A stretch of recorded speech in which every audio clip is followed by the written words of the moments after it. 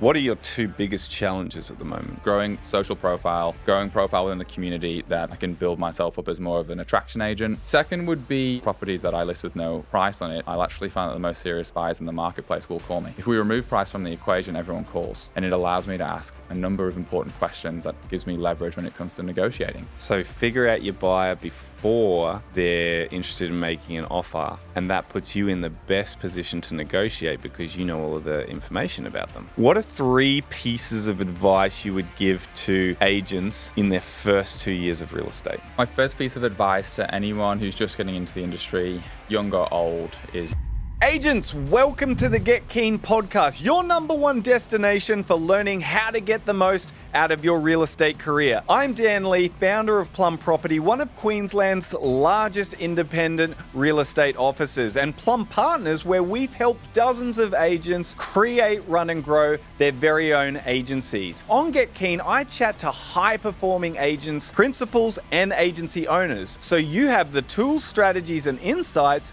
to grow your business and live the best life for yourself and your family. Now let's get keen. All right, Get Keen is back. And I have an episode here. It's going to be full of value because I've got sitting with me, one of Australia's youngest, fastest growing real estate agents. His name's Lewis Jones, and I'm fortunate enough to work with the guy. I met him about 3 years ago now, and Lewis is from England, and he came over here with his partner, Shelby. They were on a working visa, and I met him through a friend of a friend, and I instantly knew this is a guy who's got talent in sales, and he wanted to get into real estate. So he started as a sales associate for me, very luckily, when I was still a sales agent myself. And for 1 year, he was on my team with a couple of other great guys. And I very quickly recognized that this young man is super talented. He has a great work ethic. And I reckon he's got one of the brightest futures in Australian real estate. I wanted to bring Lewis on because even though some would consider him fairly new to real estate, only being in it for a year as a sales associate and almost 2 years out on his own as an agent, and now already has a team of 5, might I mention. I believe he's one of the most talented real estate agents that I've ever met. So I wanted to share a little bit about Lewis's story, what makes him so special. And I'll start by just giving you some figures. So in a little under 2 years since starting out on his own, getting his own listings and sales as a real estate agent, Lewis and his team are on target to write over $2 million in GCI this financial year. And I believe that it will sit somewhere between 2 and 2.5. If they have a really good year, it could go higher than that. Somewhere in the vicinity of 70 to 100 sales, which for 2 years into this business is incredible. If you're an agent and you've been in this business for 2 years yourself, you would know, or any length of time, you would know that is an incredible feat. So this is going to be jammed-packed, full of value, and I'm going to ask some very good questions that I think you're going to get a lot out of. So, Lewis, first of all, when you were an associate and you got into this business, one thing I learned very quickly about you is you're a very inquisitive guy. You're curious. You are very eager to learn, and you want to learn from the best. And you make an effort to do so. What are 3 things that you identified when you were in that beginning stage, your first year in, and you were just a sponge? What were 3 things you identified that you needed to become really good at really quickly? Firstly, thank you for that introduction. I'm definitely not special, but it was some nice words there, so thank you for that. He's humble too. 3 things that I needed to get good at really quickly when I started in real estate. Number one would be just finding your own lane. I learned very quickly that your age, your accent, where you're from, can actually all be of benefit. And when I started in real estate, I would try to emulate you and other agents, and found that just being myself and being more authentic was probably one of the ways that I found it easier to win business.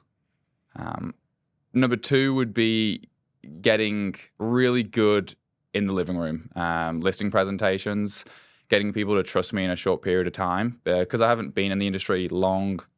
I'm not even from Brisbane. Nobody knows who I am.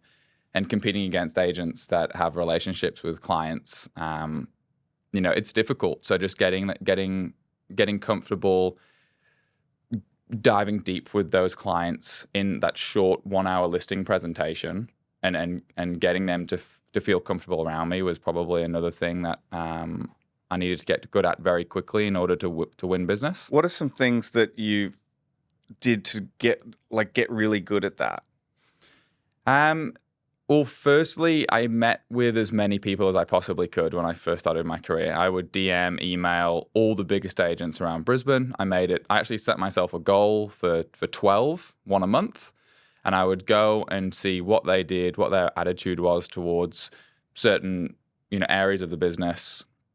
And it wasn't necessarily to take what they did and try and emulate it, but it was to just see what their niche was and see if I could implement it into my, approach.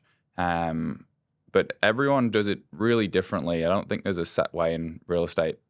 There's a lot of scripts and dialogues in real estate, but I'm pretty unorthodox in how I approach my business. Did you find most agents, when you were calling them, they were happy to share some time with you? Yes. Don't DM once or email once and don't get a response and then give up. I would pretty much just call them twice a week until they answered my phone call, and then would just beg them to meet me. And then I think they appreciated my hunger to get advice. And I guess they can see themselves in a younger agent, so they're always happy to give up time. But you need to work around their schedule. Yeah, awesome. And so what's the third thing? The third thing that I recognized that I needed to be good at in this business in order to achieve the goals that I want to achieve is being a better leader. I came from sales before real estate, so listing and closing has always been naturally easy for me. I wouldn't say easy, but I've been naturally good at it. But I've never led a team or had staff, and now having a team of 6, I have 4 associates and an EA. They're really the backbone of this whole business, and just being able to give them what they need from me in order for them to be at their best is really what pushes my business forward. So what 3 things as a leader have you had to become better at?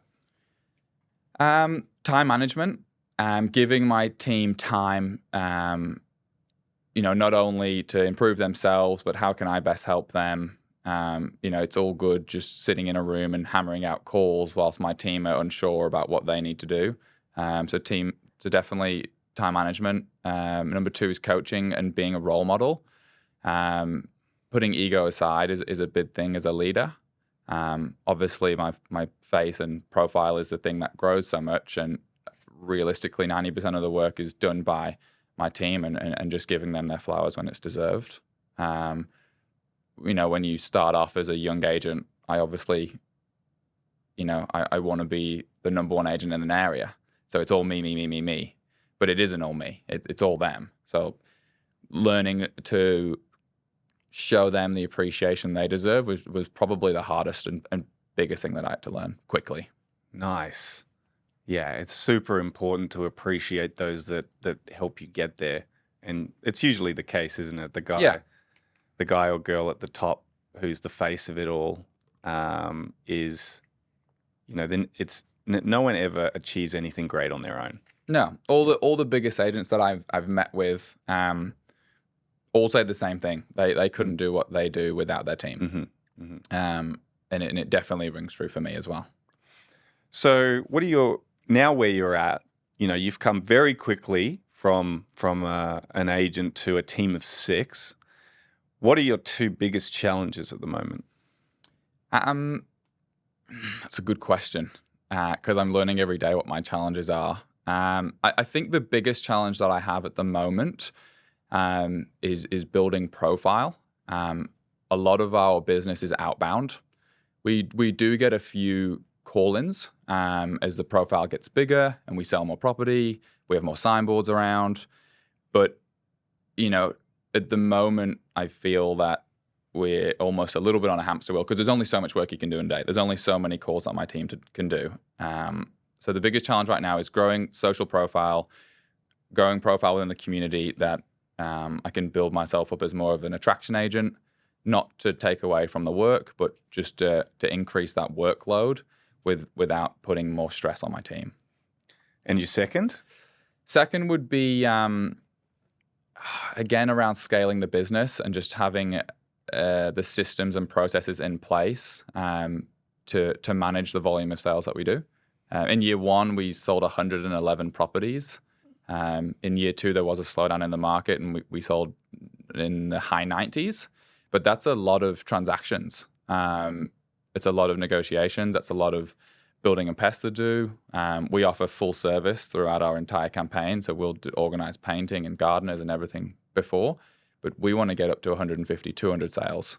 So it's how do we make, listing to settlement as smooth as possible. And we're still kind of ironing that out now. Yeah, it is definitely the biggest challenge when you get to that stage and managing all the different roles.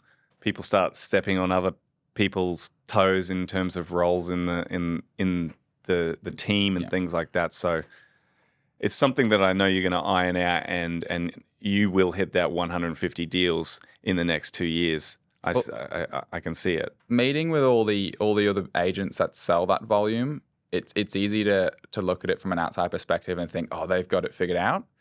But I've met with those and I've asked those questions about those systems and processes that they use, and they're still learning. Yeah. I think it's a process that you're never really going to figure out wholeheartedly, and that's the reason why we're paid so well in this industry. It's not a just systemized approach where everything just runs perfectly. We're constantly problem solving, and I don't think we're ever going to be able to get to a point where we can just go, great, everything just runs smoothly. Yeah. We wake up every day with challenges. Yeah, and things keep changing. The way we're doing business keeps changing. Things are becoming faster and technology is becoming better, and so different jobs get taken away and new jobs appear. So, it's important to understand, wherever you are, there's no agent out there that's got it perfectly figured out. No. Everyone is always working on their business and figuring out how it can be better. And most agents, I would say 99% of agents can sit in their seat and say, I don't like where things are at right now. It needs to be better. Yeah. Yeah. Agreed. Yeah. One thing I've noticed about you is your tone and the way that you talk to sellers, buyers, clients on the phone. You've just got a cool, calm, collected approach. It's not salesy. You're really just trying to help the client as best as possible. It comes out in your tone, and I see other agents talk on the phone and I sometimes just go, oh, because it sounds like they just want to get the deal done. Whereas when you're talking to owners or buyers and giving advice, I really genuinely feel that you are just genuinely trying to give them great advice. Yeah. And it comes across in the way that you talk to them. And it's part of the reason I think you're so good at what you do is you just have a way of making people feel very, very comfortable in doing business with you. So I wanted to go through, because I hear you have some difficult conversations quite often because we sit close to each other. And I hear you have these difficult conversations and the way that you approach certain questions that are asked of you is magnificent. So I wanted to test you just because there's some common questions that come up in real estate, which I think a lot of agents find quite challenging. So I've got 10 questions to ask you, and I just want to off the cuff, I know you haven't seen these questions, so it's a bit of an on the spot for you, and I'm sure you hate me for this, but That's okay. my answers may be unorthodox. Yeah, and that's cool. I answer it however you feel in this moment. Okay, so I just want to be a fairly, I'm a seller that is a fairly cautious. Okay. And you're in my living room right now. The first 6 or 7 questions are going to be around questions about the market and why I should list with you. So I've got a question for you.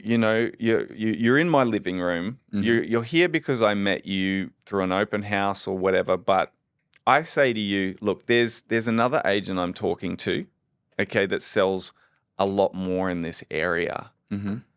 So I'm unsure. I'm quite attracted to go with this other agent because they do sell more in this area. Yeah, that's a good question.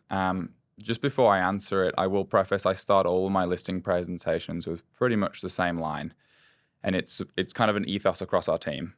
But it goes like, we'd rather win your business telling you the truth than win it on a lie. Many agents would have heard that before, but I really run all of my listing presentations on that ethos. And I let them know that transparency is the number one thing, typically for a vendor, but also for me as an agent. So I set it up straight away at the start. So when somebody says to me, I've met with another agent who sells a lot more property than you in this area, I will ask who that agent is immediately. Lewis, there's another agent in the area and they sell a lot more than you. So I'm just concerned you're not selling as much in this area. I know you're a good agent and that's why we're talking, but this other agent just, they sell a lot in this area. So, I'm just kind of interested in working with them because of that. Of course, yeah. Who's the other agent you've met with? I'd prefer not to say. Oh, yeah. I totally understand. We did agree at the start of this conversation, though, Dan, and I don't want to make you feel uncomfortable, but I said to you that I'd rather win your business telling you the truth than win on a lie, and you agreed with that, and I've explained to you why transparency is so important to me, and it should be for you as well. And it's important that we are open and honest with each other. So who is the other agent that you've met with? I know you're meeting with a couple, and it's all good, but it's important for me to know who else you're talking to. Okay, sure. It's Scott Jones. Yeah. Oh, yeah. Scott's a great agent and does sell a lot of property in this area. But the difference between what Scott and I do is not surface level. We're all going to take photographs of the property. We're all going to run open homes, and we're all going to negotiate to the best of our ability. A lot of what separates my team from a lot of other agents is our process and an approach to the entire campaign. I am a large team, and we do have specific roles for different processes along the way. And I'm not sure how Scott runs his business entirely, but we've discussed what each of those steps will look like. But the main thing that I have to ask is are you planning to sell it off market, or are you planning to do a full campaign online? What do you suggest? Well, it really depends on how you feel about the sale. Some of my clients would prefer to have a quiet sale off market, full well knowing that they may not get the best price for their property. It wouldn't be the way that I sell my property. It's not the way that I'd advise you to do it, but it's not my home. It is your decision. What's the priority for you? Best price or easiest sale? I want the best price for sure. Yeah, then going to market's obviously going to be the best way. We're going to attract a bigger audience. We're going to hopefully encourage some competition. We'll talk through strategy of sale a little bit later in the meeting.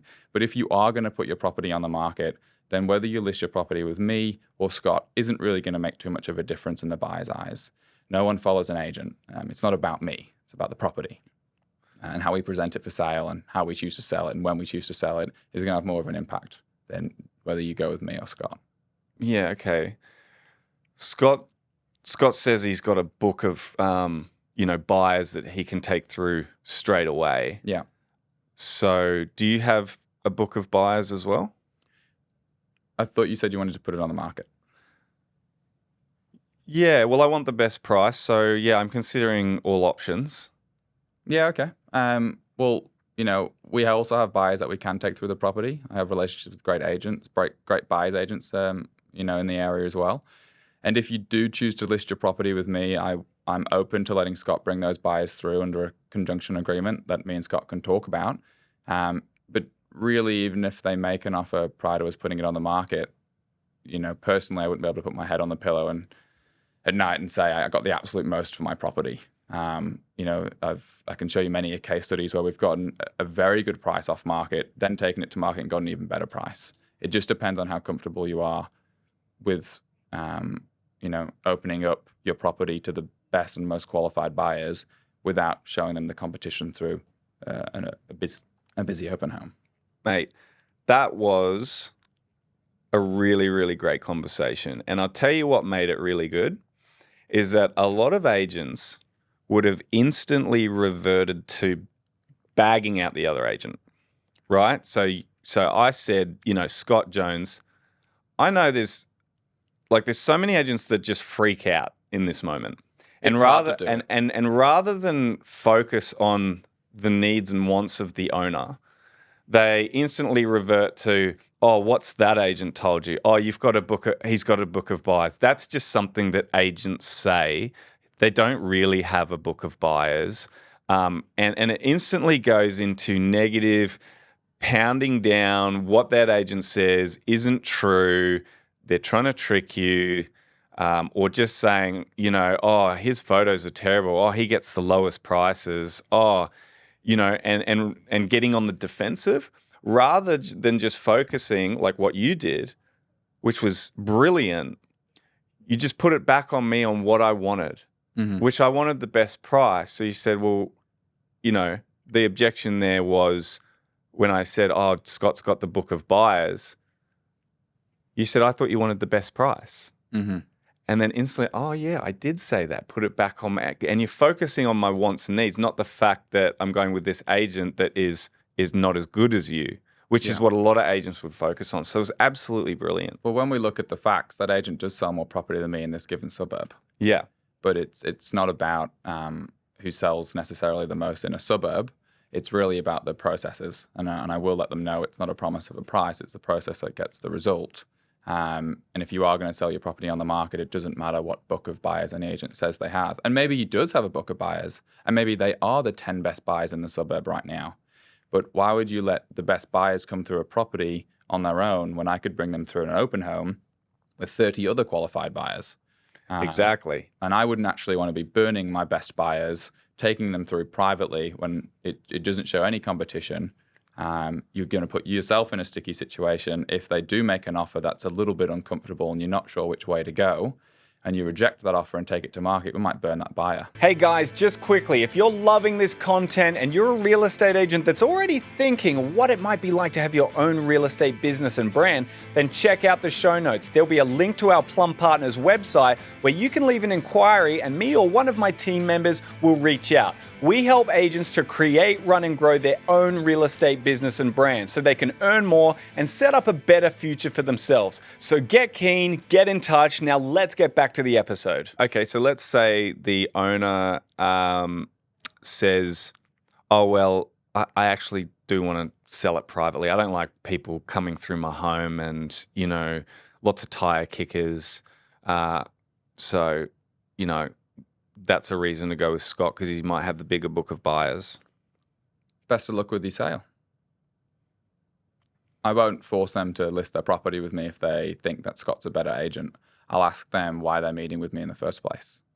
Okay, cool. Yeah, because, why are they meeting with you if they know that agent's sells more in the area than they're likely to have more buyers? I'm usually really comfortable in these meetings because I'm confident in my ability. And typically, experienced sellers, those who have bought and sold before, and maybe it's a property in a 3 to 4 million, they've bought and sold properties before, so they often just want to test an agent and see, how uncomfortable they can get in a conversation. But I'm not afraid to walk away from business, and I don't want to work with anyone that doesn't want to work with me. So if they continually just try and compare what myself and another agent does, I'll just ask them, why don't you just list with that agent? If you are wanting to sell your property off market in an area that I don't do much work, I will honestly tell them that agent might be the best choice. Let them take their buyers through off market. If you don't get a price that you're satisfied with, just please give them the opportunity to sit down with you and talk again about what our process looks like going to market and why we're able to achieve the prices that we do. I won't try and fight them on something that it's a losing battle. Yeah, beautiful. Okay, this is a common one. We get this all the time. And by the way, when I say that to people, they automatically just want to work with me even more. Yeah. Because I'm being honest. Yeah, and because you're challenging them. Yeah. They thank me for my honesty. Yeah, and that you're showing some salesmanship. You're showing how you'd challenge a buyer. If a buyer was to say, that's all the property's worth, they want someone who can stand their ground and challenge someone on their thoughts. In this industry, I've definitely realized over time that time is probably the biggest commodity in real estate. And if somebody wants to sell their property off market in an area that I don't do much business in, then it's honestly not worth my time, because I'm going to spend all this time trying to find these buyers that I don't really have relationships with. My associates are going to be calling all these people. We're going to get all these people to a property that we realistically have a very small chance of selling. And at the volume of property that we sell, I don't want to be utilizing 20% of my team's time and effort with a property that realistically might not even sell. Yeah. So that's where it comes back to managing your team's time effectively. I'm just honest with the owner. If you want to sell your property off market in an area that I've maybe sold one property in the last 2 years, I will say I'm probably not the best agent. But if you do want to go to market, let me show you why I am. Give them the option. Yeah. Yeah. And typically they'll want to know what going to the market looks like, and it gives me the ability to then show them why selling it off market would be a silly idea. Yeah. Your appraisal is 1.2 to 1.3. The other agent said 1.3 to 1.4. Do they have sales data to back that up? Yeah, they gave me a report like you. And do those properties sit within the same parameters of what yours is? So, some of the same sales you've got here on there, but there's some other sales on there that aren't on your report. And yeah, I just, obviously I want the best price. I want the agent that thinks they can get the most. I don't often come up against this because I don't provide an appraisal before turning up to a property. Okay. But let's just say I did. And I said to a client 1.2 to 1.3. I'd probably ask the client, does it make them feel uncomfortable that my appraisal range is lower than the others? Well, yeah, like a little bit. I just feel more comfortable going with an agent that believes it's worth more, because how are you going to get the highest price, if you don't believe it's worth that amount? That's a really good question. It doesn't matter what I appraise your property for. It doesn't matter what the other 3 agents you're meeting with appraise your property for. And with all due respect, it does not matter what you want for it either, because all of this is hearsay and the market is going to dictate value. Appraisal ranges are based off sales data that is typically 3 to 6 months old. We've been in an upward trending market. There is no cap on what your property could sell for, but the promise of an agent isn't going to deliver a result. The process is. Okay, well, Lewis, I see you do a lot of sales. I'm quite impressed with your team, but I see you sell a lot more apartments. And how's that going to affect my sale? Because, the other Scott, the other agent, he typically sells a lot of houses. Do you believe the sale of a unit is different to the sale of a house? Well, yeah, I mean, why? Well, like a house has a lot of different features in it. A unit is pretty standard. It's not worth as much, and it's just a lot different to a house. Yeah, some would argue that an apartment could be harder to sell because there's actually a lot more things that we need to talk about, like body corporate, the entire building, the amenities, the unit complex, the balance of owner-occupiers versus renters within a building. I actually find that there's a lot more questions involved and a lot more process involved when selling a unit as opposed to a house. And the way that I approach my sales is whether your property is worth $500,000 or $5 million, the process remains the same. There is no difference between how I sell a house versus a unit other than the way that we market the property. I have sold a lot of units, but I've also equally sold a lot of houses. That's what I would say. Yeah. Great answer. Great answer. I get that question. You're saying 1.2 to 1.3 is the value of my house. The other agent thinks 1.3 to 1.4. I think whether I go with you or not, I think I should list at 1.5 to be safe because I can always come down. You want to list it at a set price or offers over price, or what do you want to I was thinking a set price of 1.5 because, I like the sound of the 1.3 to 1.4. I'd like to get a little bit over 1.4. I think that's possibly achievable. So I was just thinking 1.5 is a good price for the home. I can always come down, of course, but, see how the market goes for a month or so and reevaluate. Yeah, okay. When you bought property previously, and let's just say your budget was 1.3 to 1.4 and you saw a house for sale at 1.5, Yeah. would you turn up? Possibly turn up, yeah. Yeah, I can tell you just from experience that 90% of buyers wouldn't turn up in today's market Okay. because they're so conditioned to properties selling for north of what they're listed for. Most sales campaigns nowadays would be offers over or a bracket range or for sale, no price. Putting a set price on a property is really only going to target a very specific audience with that budget. We're potentially missing out on anyone who has 1.3 to 1.4, which you've just mentioned you would sell in. They're not even going to show up to the property. They may not even decide to inquire. So I don't even get to have that conversation with them at all. What do you think's the best way to go then? Well, if you know that the range that you'd be comfortable selling is 1.3 to 1.4, then why don't we agree on a price that we could list it at above so that we can attract all buyers with a budget north of what we're asking for? So like offers over 1.4, is that what you're suggesting? Something like that? If you want to start with it at offers over 1.4, we could. But if we got a buyer at, 1.3, we still want those guys to turn up to the property. If you list your property at 1.4, people are so used to properties selling for far north of what they're listed for, they probably think we want 1.5, 1.6. And again, we're going to be missing out on a large portion of the market there. So what's your suggestion? Like if this was your house, what would you list it at? Well, we got two options. We list the property at 1.3 and over is what my suggestion would be. Typically in the market, properties that are listed at offers over can sell anywhere between 5 and 15% above what the asking price is. I can show you my data, which I've had sales that sell anywhere in that range of 5 to 15% above what we ask for. So if we do the math there, you'd actually be selling it anywhere between 1.35 to 1.5. And I can show you multiple case studies and how we did that. But as we discussed at the start of this conversation, the way that we're going to get the most amount of money is by gaining the most amount of interest on the property and building up competition. The way that we do that is obviously to get as many people through the doors as possible. And I'm fearful that if we list it at too high of a price, we're going to be missing out on a large portion of that market. Yeah, Option two would be to remove price from the equation for that first week. Okay, what does that do? It's going to encourage inquiry. There is statistics out there that say that a lot of buyers scroll past the property with no price on it.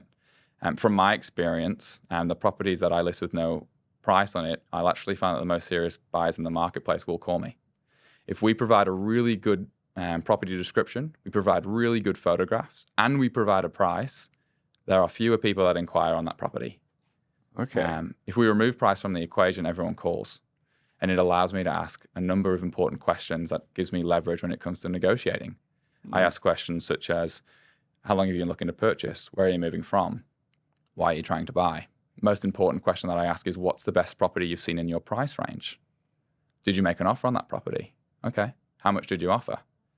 We offered 1.3. And what did it sell for? 1.35. In hindsight, would you have paid 1.35 today if you could buy that property? Yes, we would have. We regret it. Okay, awesome. Well, we have comparable sales on this property anywhere between 1.3 and 1.5. If your budget is within that range, you should come along and take a look at the open home this weekend. I'll have a price guide come Monday once I've got feedback from the market. So now when we go to the open home on the weekend and Bob and Jane turn up, I know where they're moving from, why they're trying to buy, what their kids are called, what they've made offers on in the past, how much they're comfortable spending on a property like yours, who their broker is. They're always willing to give that information up when they want something from me, which is the price range.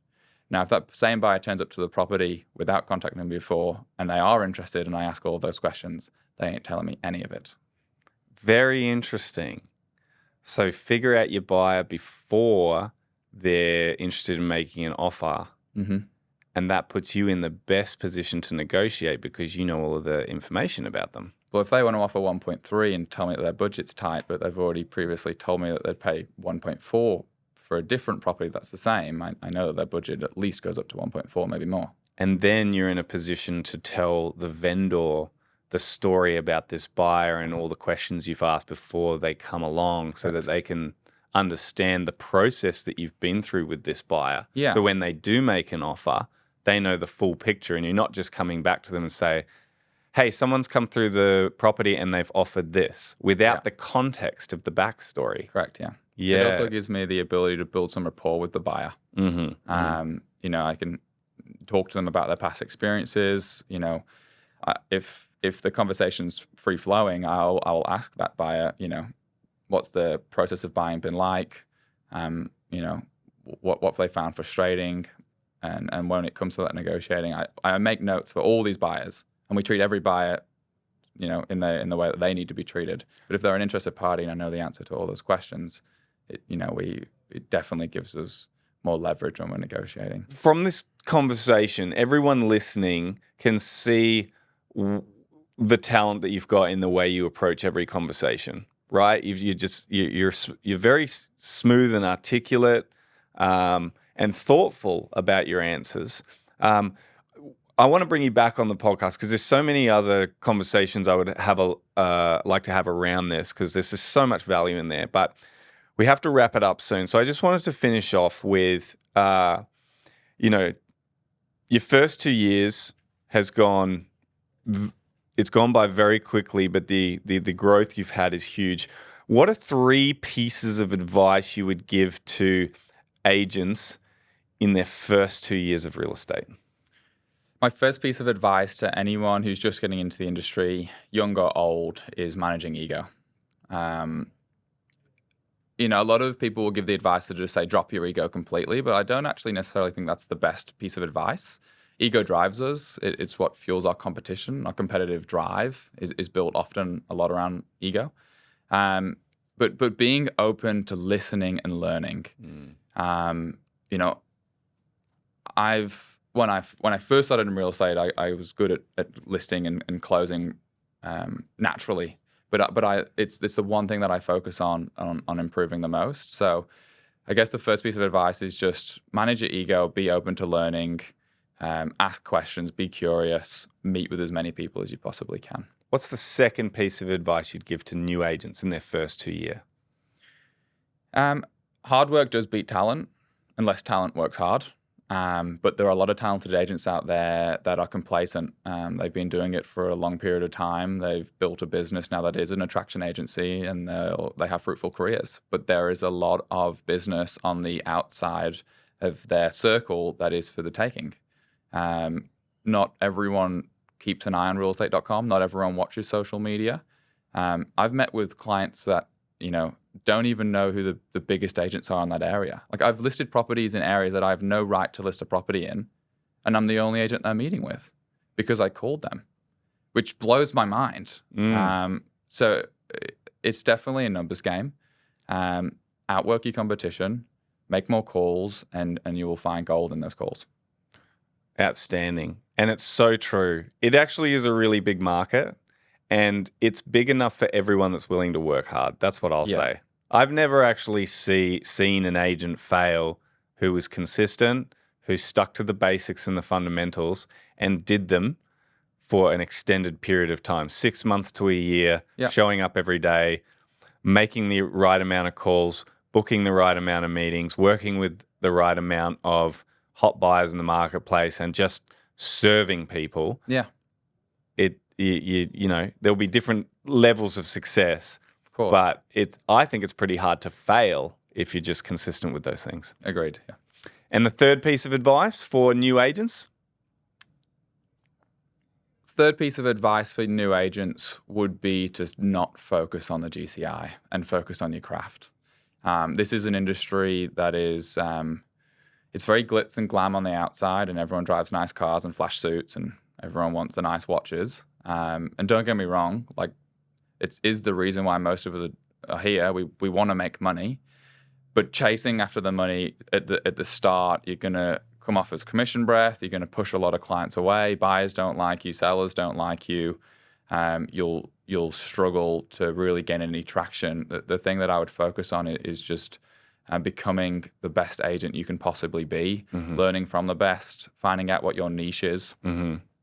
Don't copy someone else. When you're not authentic, it's just so obvious. And that's probably the number one piece of advice to any new agent. Figure out what you're good at and leverage off that. I love that.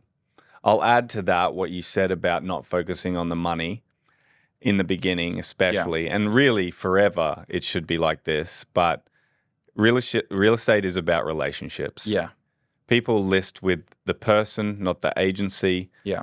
And people list with the person they trust the most, and trust comes from is built from long-standing relationships. Yeah. So in the beginning, it's about meeting as many people as you can, helping as many people as you can, and that goodwill comes back. People come back to you because they want to work with you. Yeah.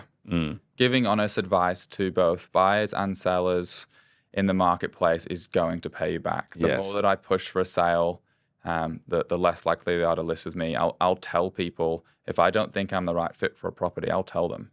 And sometimes they just list it with me anyway because I'm honest, and they say, Lewis, I just want to give you a shot because you're the only one that's told me the truth.